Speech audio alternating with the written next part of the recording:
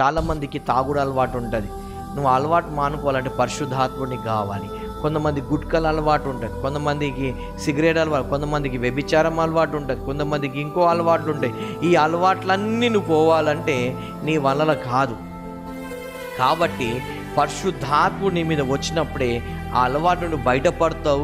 అప్పుడు నువ్వు దేవుడి కోసం నిలబడతావు. నీ నిత్య జీవాన్ని నువ్వు పొందుకోగలుగుతావు. లేకపోతే నువ్వు ఎంత సంపాదించినా నీ ఆత్మను పోగొట్టుకుంటే నరకానికి పెడితే లాభం ఏంటిది కదా. నువ్వు ఇక్కడ 100 ఎకరాల భూమి సంపాదించినా నీకు చివరికి పెట్టేది ఎన్ని ఎకరాల భూమిలో పెడతారు? 6 గజాలు. సో కాబట్టి ఇక్కడ సంపాదించకనా అక్కడ సంపాదించుకోవాలి. ఇక్కడ ఉండేది భూమి మీద ఉండేది కొద్ది కాలమే. కాబట్టి మనము దేవుని ఒక రాకడకు సిద్ధపడదాం.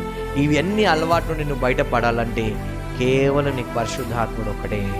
ఎప్పుడైతే నీకు కూడా పరిశుద్ధాత్ముడు వస్తాడో అప్పుడే నువ్వు అలవాటు నుండి మానుకోగలవు.